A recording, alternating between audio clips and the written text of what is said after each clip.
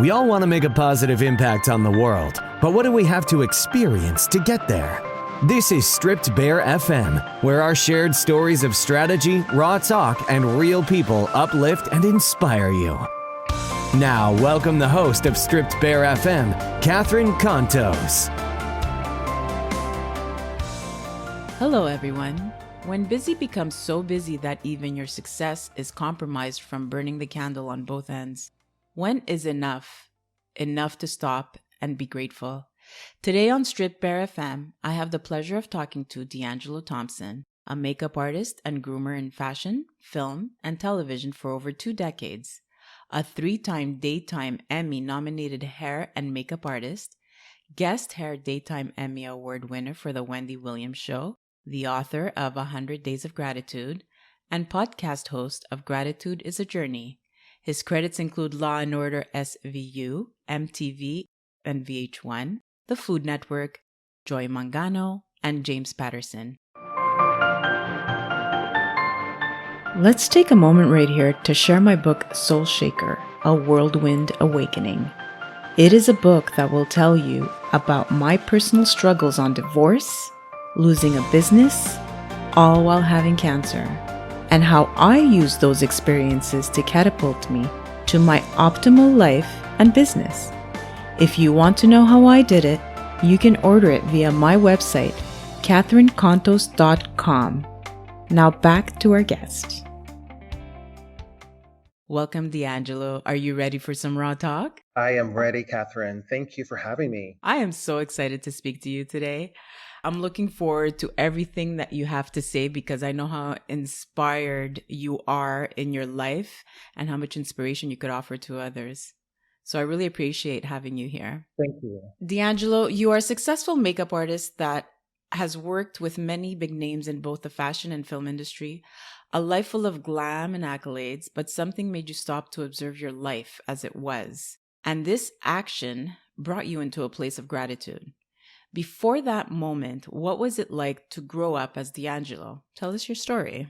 I'll start at the beginning. I was born in the rural South here in America, in Mississippi, and lived there till age 12. And then my family moved to Chicago, which was culture shock for me, but something that I really wanted. I knew that the South was too small for me. And then from there at 18, I went to Pratt Institute in New York City. And that was the moment that I was like, I'm home. It was full of energy, late 80s, early 90s. And it was perfect for me as an artist. And also it was perfect for me to find myself as a makeup artist. Okay, so you're in New York City right now, right? Mhm. At that point, I mean. And what is it that you started going into this life of, beauty and glam? What got you the big gig, let's say? What got you to be so good at what you do? Initially, when I started out, I was an awful makeup artist. So practice makes perfect. Practice makes perfect, and that's really true. I tell that to many people that I teach seminars to, that practice makes perfect. So I tested a lot with photographers. I did editorials, and then I started doing TV projects. And that was early on in New York. Then I moved to San Francisco, and I would say that's when the great opportunity came. There was a company called McCann Erickson. I think they're still around. They had a partnership with Sony Pictures. And some of my first celebrities were Selma Hayek, Jean-Claude Van Damme, Jamie Foxx, John Leguizamo. Oh, nice. Yeah, and I was very young. And I didn't even know what to charge because that was a different world that I was entering into. Yeah. And I said to the lady who booked me, I said, what's your budget? I just left it like an open-ended question. And she came back with a number, almost fell out of my chair. And back then they would send you a car, a limo actually. And she's like, what time would you like the car? So I walk downstairs, the limo is there, and I'm like, whoa. So I knew that I was entering into a new world, a new Right. industry. How excited were you? You must have been all giddy and like, oh my God, I don't believe this is happening. I was in that moment of, I don't believe it's happening. And I think it took me a long time to really understand where I was and what I was doing and how my life was being transformed. People wait for that, that moment, that life-changing moment where you're like, oh, I'm about to launch. Yes. Yeah. Yeah. So you launch into this career, you're meeting all kinds of like Hollywood stars, TV stars, fashion. You're in that life. And what's that like for you now that you're like in it and you're it's your day by day, it becomes your routine. I think it's very like normal to me. I don't really get excited by celebrities or Hmm. supermodels. They're just people to me. I really thank my mom for that. She always said to me, look at people as people and nothing more. Don't put them on a pedestal like a god. And that has helped me a lot in my career. I agree with that attitude because, in the end, we all are vulnerable when we fall asleep. We all carry the same blood. We're all human beings. And, just because someone is famous doesn't make them better than a person that isn't. It Yes, makes them human. It makes them accomplished. Yes, definitely. But it still makes them human, just like anybody around us. So I agree with that attitude. Absolutely, 100%. very true. Yeah. So tell me your story of like how busy you started getting and what was that journey like of just doing the hustle and bustle of Hollywood or New York and going back and forth? How much did you appreciate that life? I honestly, Catherine, I don't think I appreciated it when I was in it because when you live in New York, no matter where you are in your life, you're constantly hustling, you're constantly moving on to the next thing. So it's hard to take pause and really look at, oh, wow. In hindsight, now living in LA almost 3 years now, I've had to send out new resumes and I sent out my LinkedIn resume, my PDF, Hmm. and it was 50 pages. Oh, Yeah. wow.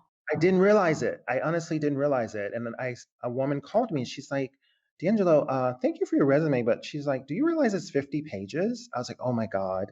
I was like, That's a book almost. yeah. A small book, but a book. And I wasn't really understanding how hard I was working. But now, since the time of COVID, we're all in quarantine. I've been able to really reflect on all the blessings that the universe has bestowed upon me and really sit in gratitude of that. Did you ever feel moments of sadness?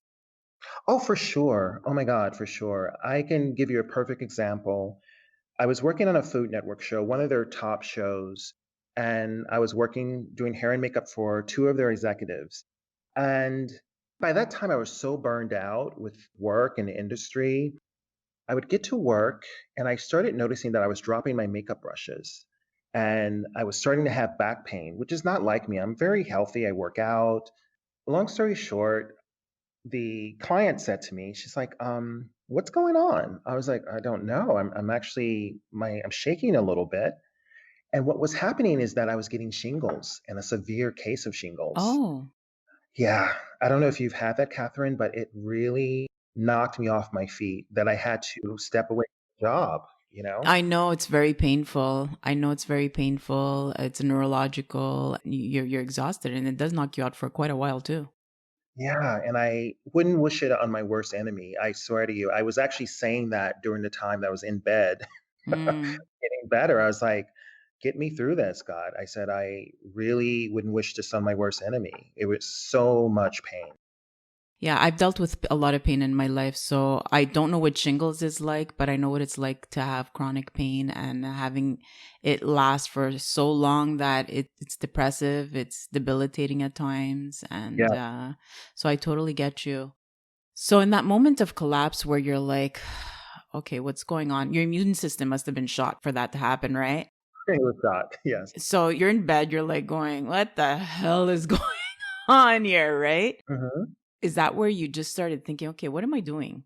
Exactly. It was funny, most times when you get sick, you think you want your friends and family around. I didn't want anyone around. Mm, Really needed to process why I was working so hard, like literally why, you know? mm.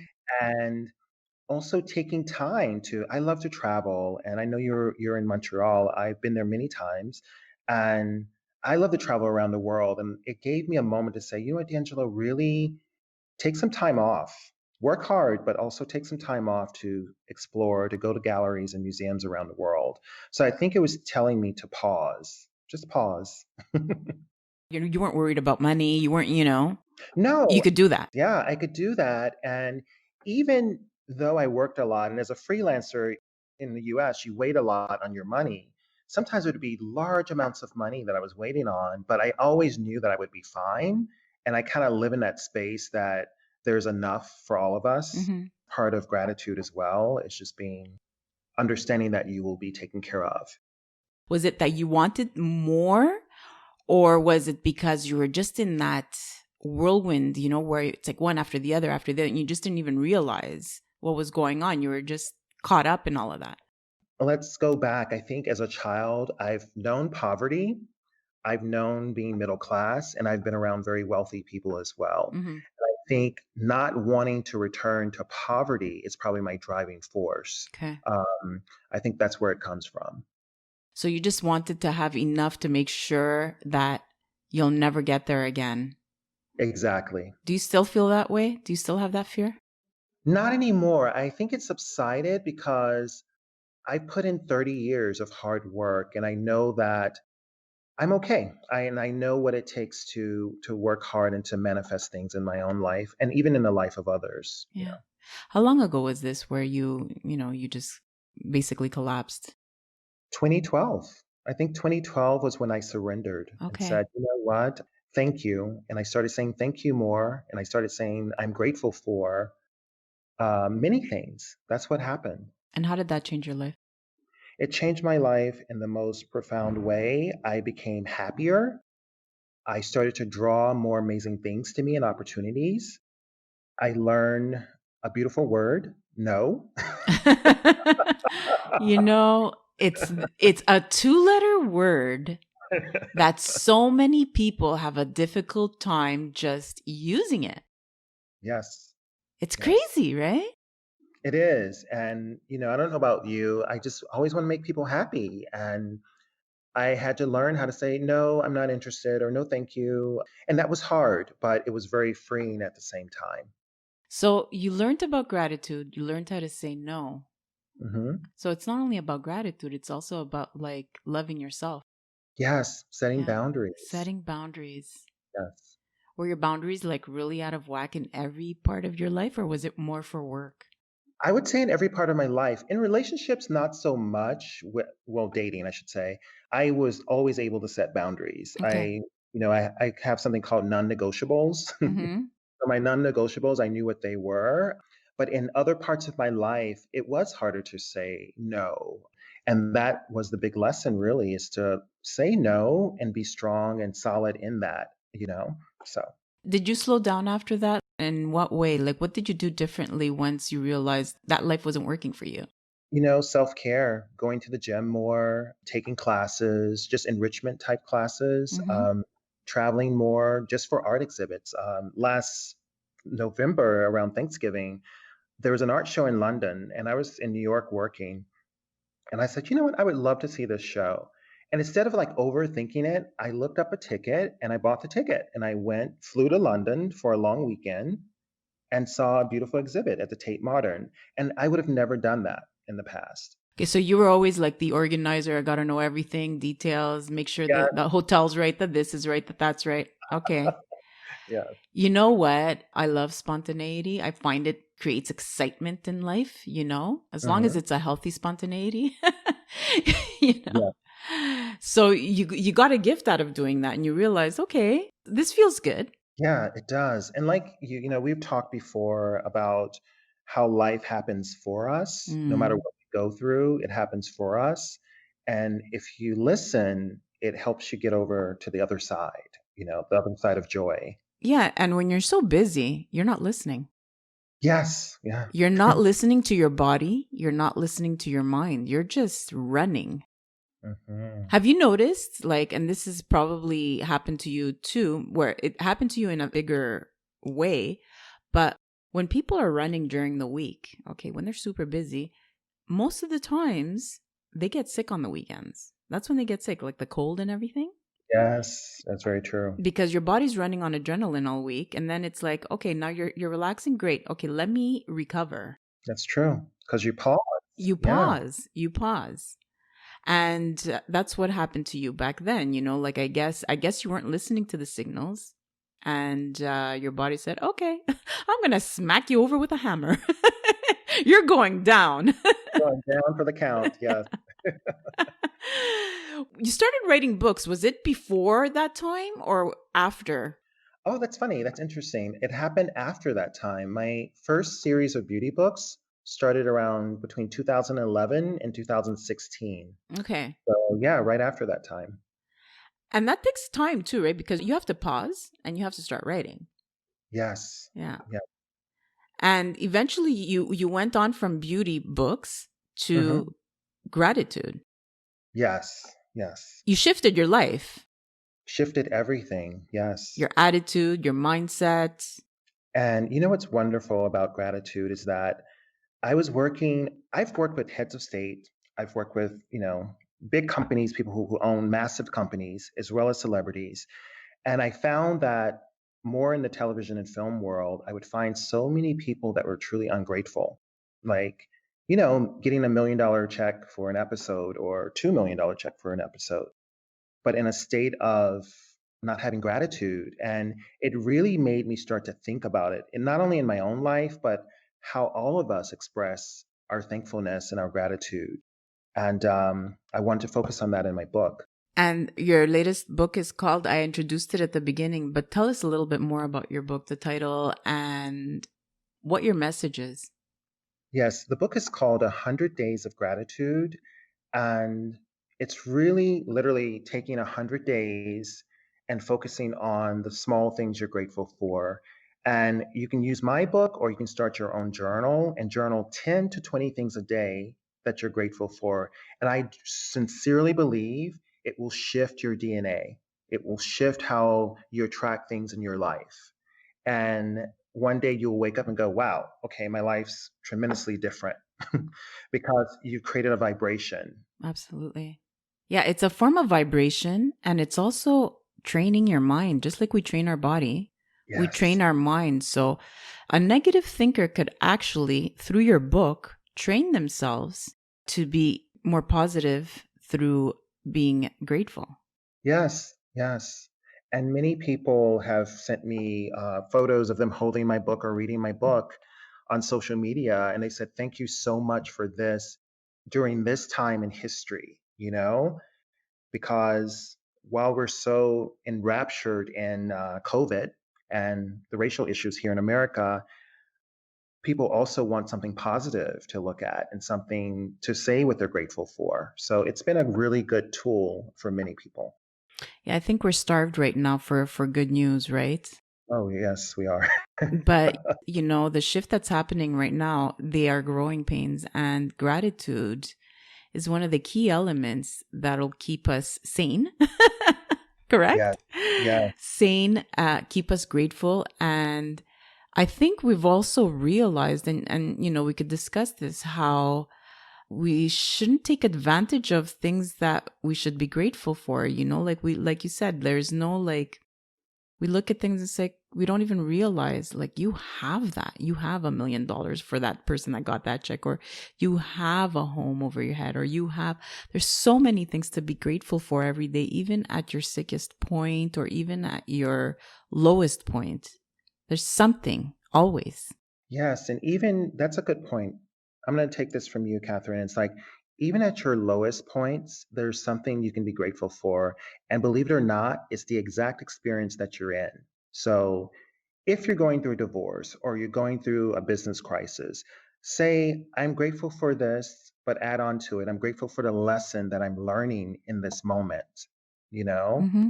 And then move from there instead of going, oh, what's going on in my life? I almost said the H word, but Yeah. what's going on in my life, and feeling like a victim, say thank you for the experience. Because I know for relationships for me, like personal, interpersonal relationships, if they fell apart, I would go into like, what did I do? Oh my God. But now I go, you know what? Thank you. I'm grateful for the friendship. I'm Mm-hmm. grateful for the lesson within the friendship. And if it continues, it's beautiful. If it doesn't, it's still beautiful because hopefully we both learn something. Right. Life happens for you. Like everything that happens in your life is a lesson, whether it's good or bad. Yes. I'm excited to read your book, and I think it came either today or tomorrow. So I Oh, can't wait to look at exciting. it and read it. Yeah. So I know your story is inspiring as well. So Thank you. give people something to get inspired by and be grateful for as well. Thank you. Thank you, D'Angelo. Where are you today with everything with COVID and all of that? Like, where are you at with work? Are you still in that business? Have you pivoted more to maybe speaking about gratitude and talking about gratitude and all of that? Where are you at right now? Are you doing everything? That's interesting. We are at a standstill in the movie and TV and film industry. Most shows now are in pre-production. They'll start shooting in September, October here in the States. Okay. So my agent and I were kind of figuring out what's next. But then while I'm waiting and have been waiting for months now, I started to write my second book called 365 Days of Awakening Through Gratitude. Oh, So that'll be out in the winter. I love that. Thank you. Thank you. So just really focusing on building the IP of gratitude, if you will, not only through my audio podcast, but through my books and eventually, I guess, speaking. I'm a little scared of that, but I believe in leaning into things that you fear, Yeah. You you know know. what? I feel like we're on the same path. Wow. Honestly, like you're speaking and I'm like, yeah, yeah, yes. Your story is so powerful, Catherine. It is so powerful. I was so moved. So you have to share, especially with women, you have to share your story. Ever since then, ever since I got ill and all that happened to me. And when I finally decide to like wake up and start doing things, because I knew it would happen, my life shifted just like yours did, and it's all about gratitude and hope and awakening and mindset shifting and all of that and how to do it just like you are doing it, like by writing books, by producing podcasts, by speaking. And I and your message is practically the same thing as mine. It's all in the same path. Yeah. And I love what you're doing because all that could bring you is joy. And then you Right. have this butterfly effect that happens that I always speak about, is that joy is contagious in so many ways, right? It is very much so. Like people will say to me sometimes, they're like, I just really like you. I don't understand. I just want to be friends with you. And I'm like, I know what it is because I intentionally work on my energy daily. Mm.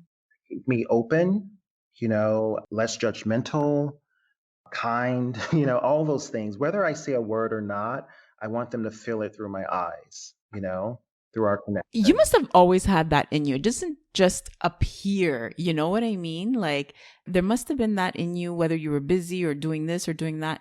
You must have been always the way you are now, but now you're just voicing it and showing it more. I think so. I think that I love people, and that's just the honest truth. I really love people. I'm fascinated by them. I'm fascinated about every culture, and I would hope that everyone would embrace that, but not everyone does. But I love people. That's where it comes from. Mm. Wanting to, see diversity and understand it. D'Angelo, I love how your life now prioritizes gratitude. It's a beautiful message that everybody should grasp and live by. I know my listeners will love to know even more about you and your strategies on how you made it through the adversity of being ill to success in life. So let's take a quick peek and fast track through some questions. Are you ready? I'm ready. So, what is your definition of success? Happiness. What's happiness? Happiness is doing what you love, having a passion for what you love. Exactly. Yeah. What is the one thing that you are most excited about today? Today, today, meeting my friend later that I haven't seen in a few months. Nice. Excited to reconnect. See, it's about people. Yeah. Yeah. Share with us your one personal habit that make you successful and keeps you inspired. To treat every day, Monday through Friday, like a work day, whether I'm on set or not. So getting up, let's say at 8 a.m., getting in front of my computer, whether I'm writing, checking emails, phone calls, podcasts, treat it like a full-time job. So you're very disciplined. I have to be. Yeah, I have to be. That's good. It keeps a daily habit. It's a daily habit that, keeps you on track and you call yourself out. And I see it like from what you told us right now. You don't only do it in your actions, but you also do it in your own energy, like you said, and your own gratitude and all of that. So everything is actionable for you every single day. Yes, very important. And that creates a lot of movement. There's momentum there. Momentum, synergy, you just draw amazing things to you. Yeah, that's a great lesson for people to hear. So beside yours, what book would you recommend to our SB listeners and why?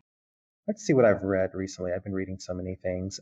I was always drawn to the Four Agreements, being impeccable with your word, don't take anything personally, never assume. That's one of my favorite books, The Four Agreements.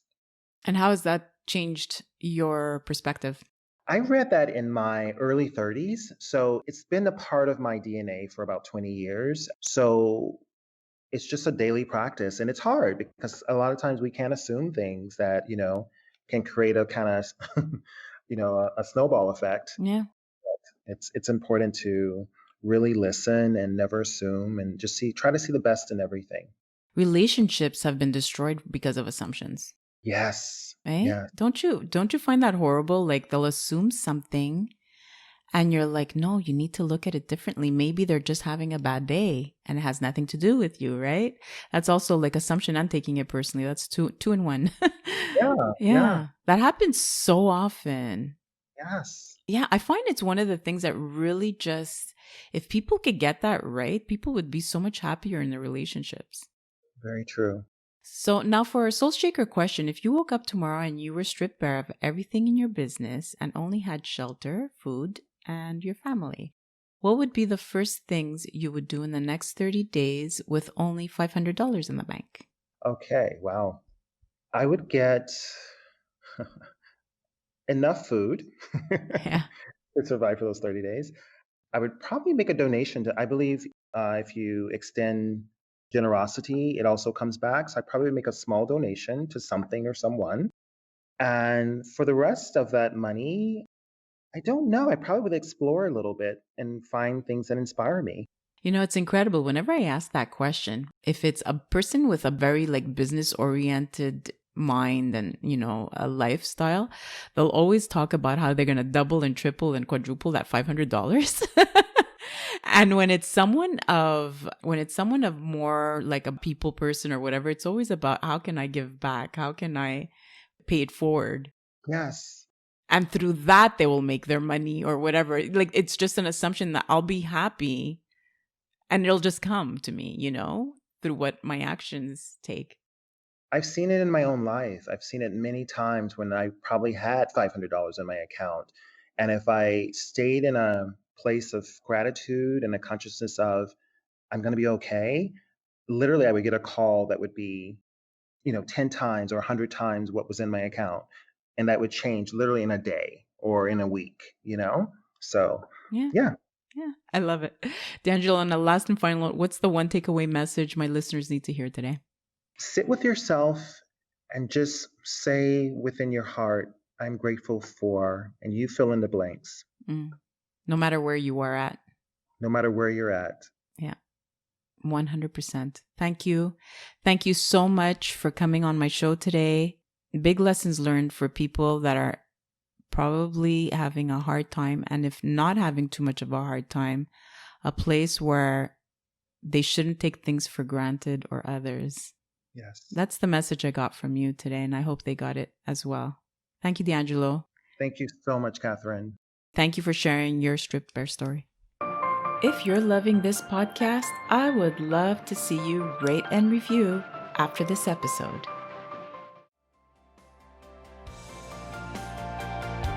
That's all for this episode of Stripped Bare FM. Start living your best life. Head to CatherineContos.com for more information and resources, as well as ways to connect with Catherine directly. That's available exclusively on CatherineWithAC, KONTOS.com.